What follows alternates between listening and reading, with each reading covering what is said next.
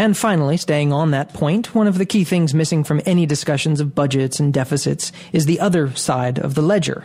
The media are fixated on spending cuts. More specifically, those discussions often complain that the real money is being spent on Social Security and Medicare, the so-called entitlements. This tendency was perhaps best illustrated on the February 21st broadcast of ABC's World News with Diane Sawyer. Reporter Jake Tapper noted that Obama wasn't proposing Social Security or Medicare cuts in his budget, and then correspondent Jonathan Karl turned in a segment based on a concept borrowed from a YouTube video.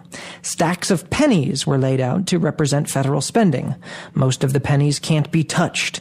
That's Social Security and Medicare. The implication, it would seem, is that there's something wrong with this.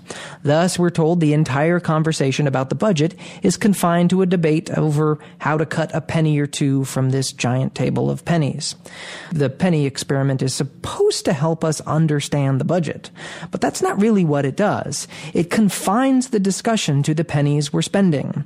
As Karl put it in his segment, quote, "Unless you're willing to talk about cutting entitlements or defense, or both really, there's no way you can even think about balancing the budget," close quote.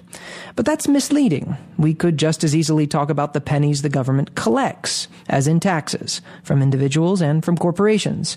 There are endless discussions of how to raise additional revenue, raising the estate tax, ending the Bush tax cuts for the wealthy, a financial speculation tax.